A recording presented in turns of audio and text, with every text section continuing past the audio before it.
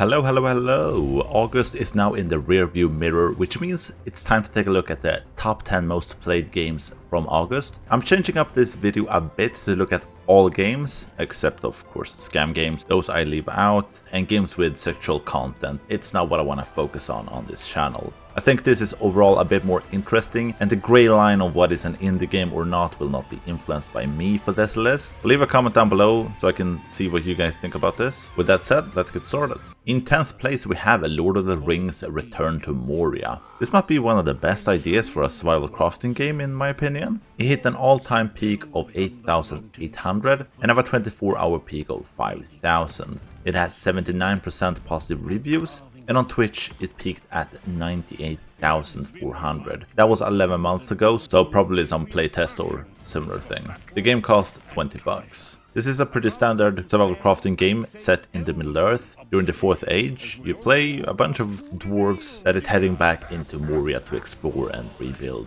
I think the game hits the aesthetic of Lord of the Rings very well, and you seem to have a lot of options when it comes to crafting and building. And you can of course play this with a bunch of friends or solo. And as this is a survival game as well, you'll have to manage food, sleep, temperature and noise to not attract unwelcome enemies. The game do have combat, so there is a fair bit of orcs, spiders and all that good stuff from the Tolkien universe, and I'm glad to see that it's kind of welcomed by the community, as other Lord of the Rings media isn't going that well. In 9th place we have Fields of Mystera. It hit an all-time peak of 12,400 and have a 24-hour peak of 5,600. It has a 98% positive reviews, insane, and on Twitch it peaked at 5,600. The game cost $14. This is a farming simulator slash RPG. Reminds me a lot of Harvest Moon, at least the early ones, but with better polished graphics, even though it's keeping that old school vibe to it.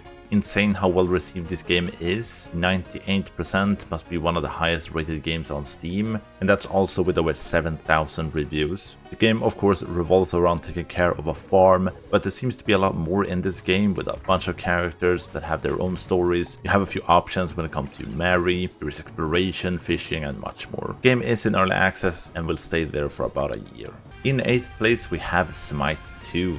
It hit an all-time peak of 12,500 and have a 24-hour peak of 3,100. It has a 56% positive reviews, and on Twitch it peaked at 40,000. Game cost $30. This is the sequel to the 3rd or 4th most popular MOBA out there, and it seems that the Smite community is a bit split on this game. Personally, I do think it's time for a sequel, but how you should do a sequel is another story completely. Although they haven't fucked up as much as Overwatch 2, but the Smite community seems a bit split on this one. The game seems to suffer from a bit of cheating, an unbalanced experience, and then you also have the controversy revolving around the skins from the first game not carrying over. This is one of the only MOBAs in third-person view, and I do kind of think this is a cool approach, but we'll see if they can manage to iron out all the problems and get the mixed score on Steam to a more positive place. The game is in early access and doesn't really have a time schedule for the full release, and then the question is it going to be free to play when it full releases as well? We'll have to wait and see.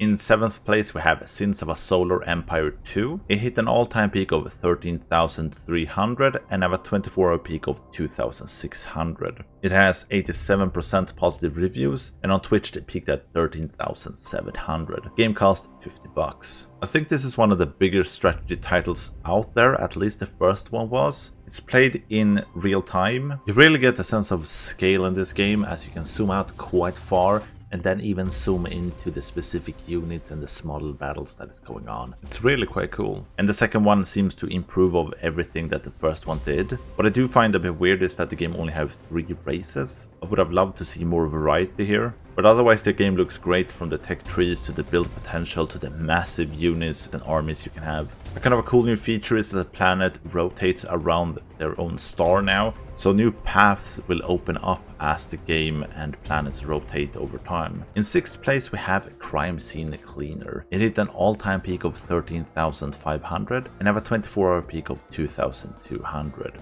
It has a 97% positive reviews, pretty damn good, and a Twitch peak of 63,800. The game cost $20. What is it with gamers wanting to clean everything except in real life? This one is about cleaning up crime scenes, and then you have the Power Wash Simulator that is insanely popular as well. And if I remember correctly, there is one in space as well. I don't get it, but that's fine. A lot of other people sure do. And it seems like you're doing a bit more than just cleaning in this game. A bit of disposing of evidence and robbing people. But yeah, cool to see that an idea like this is so popular. In 5th place we have Shapes 2. It hit an all-time peak of 18,800 and have a 24-hour peak of 4,200. It has 98% positive reviews, insane, and on Twitch it peaked at 6,100. The game cost $25. It feels like factory games have exploded ever since Factorio released. Shapes 2 is a pure factory building game where it looks like you can build some really complex and gigantic factories.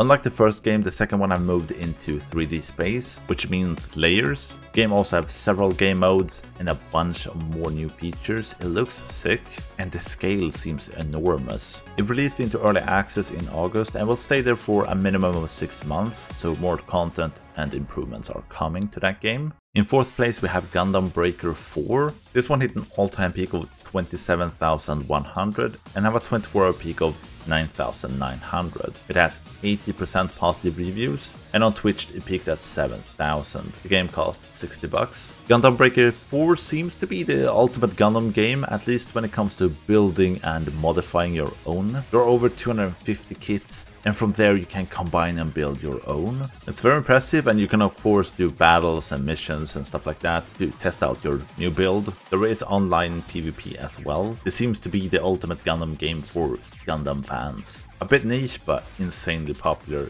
nonetheless. In 3rd place we have Core Keeper. It hit an all-time peak of 46,400 and have a 24-hour peak of 31,700. It has 92% positive reviews. And on Twitch it peaked at 54,500. That was 2 years ago, so must be in the early access phase of the game. The game cost $20. This one seems like a very cozy and nice sandbox game, and you can play it with up to 7 friends. The game is set underground in large caves, and like other similar games, you build, craft, farm, fight as you explore the caves filled with secrets. Underground adventures always seems to be popular. Core Keeper looks well made with a ton of content in it.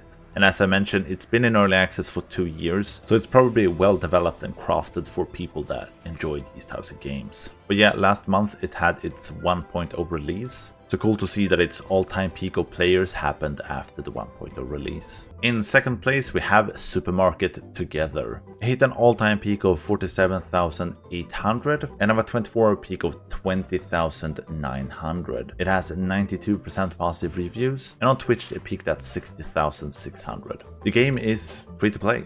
Really cool that it is free to play. I'm guessing there are in-game purchases, but I don't know. But it seems to be the right option for the game as it has exploded in play count. A lot of people is interested in running a store and you can do it with up to 15 friends as well, which is crazy. That is a lot to manage and a lot of people. But it looks cool. You get to plan out the entire store, where to put everything, and then of course run it and even stop shoplifters. And in 1st place we have Black Myth Wukong, to no one's surprise. It's been insane to see the discourse around this game, from sites like IGN slandering the game before it's even released, to the insane sales numbers and the pure love gamers have shown for this game. It's been an insane ride. It hit an all-time peak of 2,400,700 people and have a 24-hour peak of 900,000 players. It has 95% positive reviews, and that's with almost 600,000 reviews. Ooh, that is insane. And on Twitch it peaked at 487,400. The game cost $60. I completed the game a while back, and man, I think this is game of the year for me if we talk about all games. It's such a good game, holy shit. And it is really like a God of War, but with Eastern mythology.